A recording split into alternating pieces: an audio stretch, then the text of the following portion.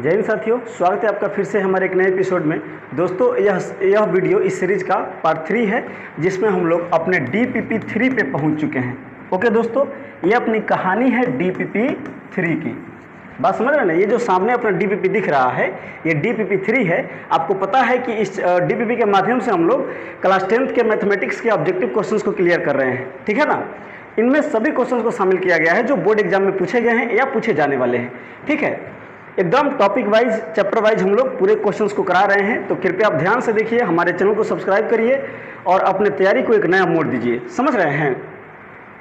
एक चीज़ और दोस्तों, इस DPP में जो यहाँ पे ये दिख रहा है PDF, इसमें आपको क्वेश्चन स्पष्ट नहीं दिख रहा होगा। ठीक है, चूंकि इसमें 10 क्वेश्चन है। आप इस बात को समझिए। हम लोग जब आगे बढ़ेंगे यहाँ पे देखिए तो एकाएक क्वेश्चन आपको पूरा स्पष्ट नजर आ रहा होगा। ठीक है ना?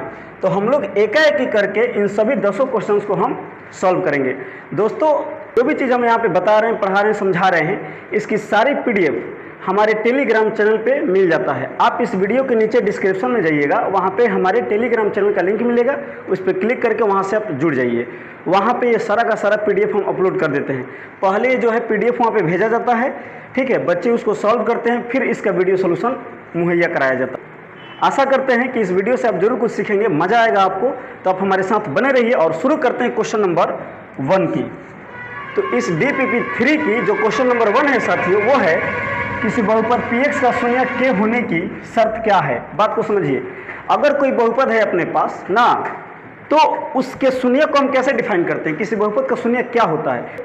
अगर डेफिनेशन को देखिएगा तो शून्य का डेफिनेशन होता है कि किसी बहुपद में चर का वह मान जिसको बहुपद के जगह पर रखने पर पूरे बहुपद का मान शून्य हो जाए, उसे बहुपद का शून्य कहते हैं। क्लियर? तो वही पूछ रहा है कि PX का शून्य K होने की शर्त क्या है।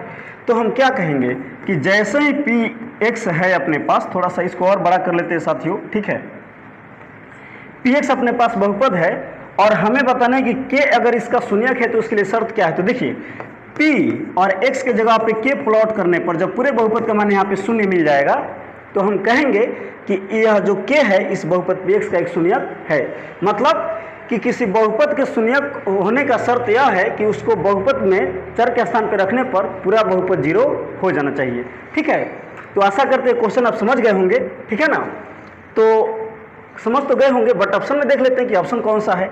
तो PK का मान 0 होना चाहिए, ऑप्शन C में दिया है। PK का मान 0 नहीं होना चाहिए, ऑप्शन A में दिया है। PK का मान 1 होना चाहिए, PX मान K होना चाहिए। तो देखिए, यहाँ पे A नहीं होगा, B नहीं होगा, और इस क्वेश्चन के लिए जो सही ऑप्शन है वो अपना C है। मतलब किसी भी बहुपद में K अगर इसका शून्यक होगा तो K को इसमें रखने पर इस पूरे बहुपद का मान शून्य होना ही चाहिए, ये शर्त है इसका। ओके, आते हैं क्वेश्चन नंबर 2 पे। क्वेश्चन नंबर 2 जो है, कहता है रैखिक बहुपद y बराबर ax प्लस b का ग्राफ किस प्रकार का होता है। अब यहाँ पे देखिए ग्राफ पूछा हुआ है। ग्राफ क्या होता है तो आपको पता होना चाहिए। ठीक है, कि बहुपद जो होता है उसके लिए हम ग्राफ भी ड्रॉ कर सकते हैं। ठीक है, तो रैखिक बहुपद है चूंकि ये, तो इसका ग्राफ जब हम खींचेंगे तो एक लीनियर आएगा, रेखा आएगा। समझ रहे हैं ना? ओके, तो इसमें देखते हैं परवलय है, सीधी रेखा है, वृत्त है, दीर्घवृत्त है। तो ऑप्शन नंबर B हो जाएगा। याद रखना कि जब रैखिक बहुपद देगा तो उसका जो ग्राफ होगा वो सीधी रेखा ही प्राप्त होगा, इसके अलावा कोई दूसरी रेखा प्राप्त नहीं होगा। ठीक है ना? तो इस क्वेश्चन के लिए ऑप्शन नंबर B सही है। क्लियर? आशा करते हैं कि ये क्वेश्चन आपको समझ में आ रहा होगा। दोस्तों थोड़ी भी डाउट हो तो आप हमारे कमेंट बॉक्स में अपना कमेंट छोड़िए, अपनी सुझाव दीजिए, जो भी दिक्कत होती है उसको लिखिए, हम उस पर अलग से फिर से समझाने का हम प्रयास जरूर करेंगे। ठीक है, बढ़ते हैं क्वेश्चन नंबर 3 पे। क्वेश्चन नंबर 3 है साथियों, y बराबर 2x प्लस 3 का शून्यक क्या है। अब देखिए यहाँ पे शून्यक पूछ दिया, तो चूंकि y बराबर दिया है 2x प्लस 3 और हमसे पूछा इसका शून्यक क्या होगा। तो देखिए सबसे पहले इसके बराबर ना हम कर लेंगे लेट 2x प्लस 3 बराबर 0। इस पूरे बहुपद को शून्य मान लीजिए पहले। समझ रहे हैं ना? पूरे को शून्य मान लीजिए पहले ही। अब शून्य जब मानिएगा तो यहाँ से आपको x का मान हल करके निकाल देना है। अब रैखिक समीकरण को हल करना तो आप जानते हैं कैसे। तो 2x, 3 को इधर भेजिएगा तो माइनस में चला जाएगा, और यहाँ से x का मान निकलेगा तो -3/2। कैसे? क्योंकि x के गुना में 2 है तो इधर जाएगा तो बटा में जाएगा, इसलिए x का मान यहाँ पे -3/2 आया, और यही x का मान जो है अपना शून्य कहलाता है। क्लियर? ओके, तो यहाँ पे आया x का मान -3/2, तो -3/2 ही इस क्वेश्चन का शून्यक होगा। तो ऑप्शन नंबर सी में देख लीजिए आंसर दिया है। ओके, ये भी क्वेश्चन आप समझ गए हैं, हमको पता है। बढ़ते हैं आगे। अगला क्वेश्चन है रैखिक बहुपद का शून्यक ग्राफ के किस बिंदु से संबंधित होता है। ठीक है, अच्छा रैखिक जो बहुपद है, ठीक है, इसका तो ग्राफ आपको पता है कि ये क्या होता है, सीधी रेखा होती है, अभी हम लोगों ने देखा था।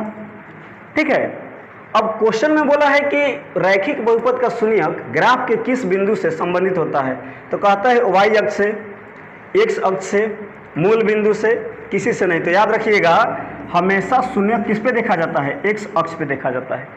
ठीक है, तो रैखिक बहुपद का जो शून्यक है वो x अक्ष से संबंधित है। तो क्वेश्चन नंबर 4 का जो सही ऑप्शन है वो ऑप्शन बी है। ऐसे समझ में आ रहा है कि नहीं? ओके, क्लियर हो गया होगा। आप लोग तो बहादुर लोग हैं, होशियार लोग हैं, ठीक है, तेज तड़ाक लोग हैं, आप लोगों को समझ में आती है सारी बातें। ओके, 5 नंबर जो है क्वेश्चन पे आते हैं, ठीक है ना। 5 नंबर क्वेश्चन बोलता है कि ax + b = 0 का हल क्या है। अरे भाई, फिर यहाँ पे हल पूछ दिया, तो हम इसको करेंगे ax + b = 0।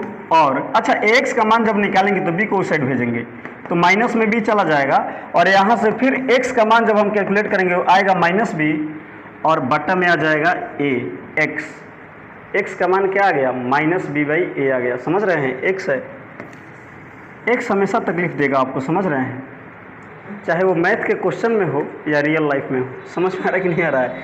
आते हैं अगले क्वेश्चन पे। अच्छा, इसका ऑप्शन देख लीजिए, -b/a, सी हो जाएगा, ठीक है ना। तो x से हमेशा सावधान रहना है। ठीक है जी, रैखिक बहुपद के कितने शून्यक होते हैं? रैखिक बहुपद के कितने शून्यक होते हैं? क्या आपने कभी काउंट करके देखा है? जरूर काउंट किए होंगे।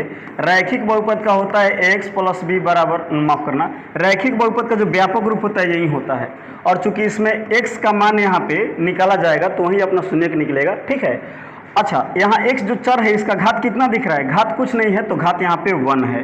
क्लियर ना? घात कुछ नहीं तो क्या है दोस्तों, घात यहाँ पे 1 है, ठीक है ना। अच्छा, जिस बहुपद का जितना घात होता है उसके उतने ही शून्यक निकलते हैं। मतलब यहाँ पे घात 1 है तो यहाँ पे शून्यकों की जो संख्या होगी, अरे समझ में आ रहा है कि नहीं प्यारे? समझ में आ रहा है कि नहीं? बोल के बताइए, कैसे बोलोगे? कमेंट करिए। समझ रहे हैं? शून्यकों की जो यहाँ पे संख्या है, शून्यकों की जो संख्या है वो क्या होगी, 1 होगी, क्योंकि रैखिक बहुपद का घात 1 होता है, इसलिए इसका शून्यक 1 होता है। समझ में आ रहा है? तुमसे, आपसे मैं बोल रहा हूँ, शून्यक 1 ही होगा इसका। तो आते हैं ऑप्शन नंबर बी जो है सही है इसके लिए। बढ़ते हैं अगले क्वेश्चन पे। क्वेश्चन 17 है, यदि किसी बहुपद का ग्राफ x अक्ष को केवल एक बिंदु पर काटता है तो शून्यकों की संख्या कितनी होगी? ग्राफ आप पढ़े होंगे ना, ग्राफ ऐसे पढ़ा जाता है। ये होता है अपना x एक्सिस, ये होता है y एक्सिस, ठीक है। और अगर ग्राफ इस तरह से आकर के इस तरह से चला गया है तो देखिए x अक्ष को एक यहाँ पे काटा है और एक यहाँ पे काटा है, तो यहाँ पे 2 हो जाएगा शून्यकों की संख्या। उसी तरह से ग्राफ और बना के हम बता देते हैं। मान लीजिए कि इस तरह से सांप लुट गया, नागिन है ना जी, ओके। यहाँ पे 1 बार काटा, 2 बार काटा, 3 बार काटा, 4 बार काटा, 5 बार काटा, तो यहाँ पे 1 2 3 4 5 बार काटा, इसलिए शून्यकों की संख्या कितनी होगी? 5 होगी। बात समझ में आ रहा है कि नहीं आ रहा है ना? अब यहाँ पर जो है, अगर मान लीजिए ग्राफ आपका इस तरह से आया और इस तरह से चला गया, तो हमको केवल देखना है कि जो ग्राफ है x अक्ष पे कितनी बार काटा है। तो देखिए यहाँ पे 1 बार काटा, यहाँ पे 1 बार काटा और यहाँ पे 1 बार काटा, टोटल x को 3 बार काटा, तो शून्यकों की संख्या यहाँ पे कितनी हो जाएगी? 3 हो जाएगी। बात समझ में आ रहा है? चलिए एक और बना देते हैं। अगर कोई ग्राफ इस तरह से गया है ना, तो x अक्ष पे देखना है। देखिए यहाँ x अक्ष पे कई बार काटा है? 1 बार, तो यहाँ पे शून्यकों की संख्या कितनी होगी? शून्यकों की संख्या 1 होगी। अच्छा, कुछ लोग समझेंगे कि सर y पर भी तो काटा है। देखिए y पर नहीं दिया जाता है, y पर काटेगा तो नहीं देगा, x अक्ष पे काटेगा उतना ही वैल्यू देगा। समझ रहे हैं ना? तो ये x अक्ष पे 1 बार काटा, इसलिए यहाँ पे शून्यकों की संख्या 1 होगी। तो अब आते हैं क्वेश्चन पे अपना। कहता है, ठीक है ना, कि यदि एक बहुपद का ग्राफ x अक्ष को केवल 1 बार काटता है, एक बिंदु पर काटता है, तो शून्य की संख्या कितनी होगी? तो देखिए 1 होगी। तो ऑप्शन नंबर आ जाएगा बी सही है। ग्राफ x अक्ष पे जितनी बार काटेगा शून्य की संख्या उतना ही होगी। ध्यान रखिएगा इस बात को, ऑब्जेक्टिव क्वेश्चन में प्रश्न पूछे जाते हैं, ध्यान रखना। आते हैं अगले क्वेश्चन पे। क्वेश्चन नंबर 8 है, बहुपद के शून्यक का ज्यामितीय अर्थ क्या है ना, what is the geometrical meaning of zero of polynomial. Clear ना, कि इस बहुपद के शून्यकों का ज्यामितीय अर्थ क्या है। तो क्या है इन चारों ऑप्शन में हम देखेंगे और अपना एनालाइज करके सोचेंगे कि ऑप्शन क्या हो सकता है। तो कहता है एक्स अक्ष पर ग्राफ का प्रतिच्छेदन, वाई अक्ष पर ग्राफ का प्रतिच्छेदन इंटरसेक्शन है ना, ग्राफ का शीर्ष, ग्राफ का मध्य बिंदु। तो देखिए ये दोनों बातें गलत हैं। ग्राफ का शीर्ष नहीं हो सकता है, ग्राफ का मध्य बिंदु नहीं हो सकता है।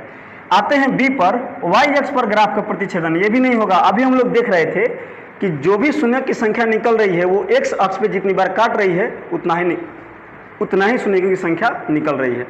तो सही ऑप्शन क्या है, तो सही ऑप्शन है एक्स अक्ष पर ग्राफ का प्रतिच्छेदन, मतलब एक्स अक्ष पर जितनी बार काटेगी शून्यकों की संख्या उतना ही निकलेगी। ओके, आते हैं क्वेश्चन नंबर 9 पे। 9 नंबर क्वेश्चन कहता है प्यारे, y बराबर एक्स प्लस बी का ग्राफ एक्स अक्ष को किस बिंदु पर काटता है। क्या बात है, y बराबर एक्स प्लस बी का ग्राफ एक्स अक्ष को किस बिंदु पर काटता है ना जी। तो यहाँ पे अब थोड़ा सा इसको समझना होगा। कैसे समझना होगा, तो y बराबर दिया है ax प्लस बी, तो यहाँ से आपको ax प्लस बी बराबर 0 मान लीजिए और x का मान निकालिए तो आ जाएगा माइनस बी बाई ए। याद रखिएगा दोस्तों, जब भी आप ग्राफ बनाते हैं तो x अक्ष पे पहले x का मान रखते हैं और y अक्ष पे y का मान रखते हैं। तो यहाँ पे x का मान तो मिला है माइनस बी बाई ए, तो कहाँ आइएगा, x का मान यहाँ पे माइनस बी बाई आया है, तो इस x के मान को हम इस ग्राफ पे बैठाएंगे ना, तो मूल बिंदु से इधर प्लस में बैठता है, मूल बिंदु से इधर माइनस में बैठता है। तो x का मान लगभग मान लीजिए कि यहाँ पे आएगा minus b by a, minus b by a आ गया, ठीक है। Okay, minus b by a, यहाँ पे क्या आ गया माइनस बी बाई ए। अब y का मान क्या होता है, 0 होता है यहाँ पे, क्यों, क्योंकि ग्राफ जो होता है वो x अक्ष पर ही काटता है बहुपद का, ठीक है ना, वही शून्यकों की संख्या देता है। तो माइनस बी बाई तो हो रहा है, और चूंकि ना इधर गया है ना इधर गया है, मतलब कि y पे कहीं नहीं गया है, तो ये 0 हो गया, ठीक है ना। तो इसी बिंदु पर प्रतिच्छेद करेगा, यह जो ग्राफ होगा इसी बिंदु पर प्रतिच्छेद करेगा। तो ऑप्शन देख लीजिए, माइनस बी बाई ए बटा माइनस बी बाई ए और कुमा फिर 0, मतलब कि ऑप्शन नंबर ए सही है। मतलब y बराबर एक्स प्लस बी का ग्राफ जो है एक्स अक्ष को इसी पर प्रतिच्छेद करेगा। क्लियर ना।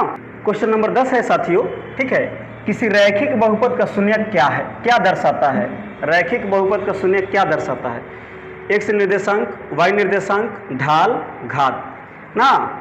तो यहाँ पे हमको लगता है कि ए जो है एक्स निर्देशांक दर्शाता है। बात समझ रहे हैं ना, किसी रैखिक बहुपद का जो शून्यक होता है वो दर्शाता है एक्स निर्देशांक, इस बात को ध्यान रखिएगा। तो क्वेश्चन नंबर 10 के लिए ऑप्शन नंबर क्या है, ए सही है। बढ़ते हैं आगे। आगे क्या बढ़ेंगे, चूंकि आज के सेशन में हम लोगों ने 10 ही क्वेश्चन रखा था साथियों, ठीक है, तो आज के क्वेश्चन को हम लोग यहीं पे एंड करेंगे, ठीक है। आप लोग जो वीडियो यहाँ तक देख लिए होंगे उनको तो बहुत बहुत थैंक यू, ठीक है। आज के सेशन का हम यहीं पे एंड करते हैं। हंसते रहिए, मुस्कुराते रहिए, पढ़ाई भी अपना जारी रखिए, समझे, पढ़ना बहुत ज़रूरी है। जीवन में अगर कुछ करना है तो पढ़ाई बहुत ज़रूरी है। पढ़िएगा, जानकारी होगा, चीज़ों को तर्क से जब सोचना शुरू करिएगा तो जीवन में बहुत आगे बढ़ जाइएगा। वरना बस तेरे 22 काम करिएगा, आलतू फालतू काम करिएगा तो कुछ हासिल होने वाला नहीं है। अंततः आपको समझना होगा, पढ़ना होगा, ठीक है, तभी आप चीज़ों को आगे लेके जा सकते हैं, अन्यथा नहीं जा सकते हैं।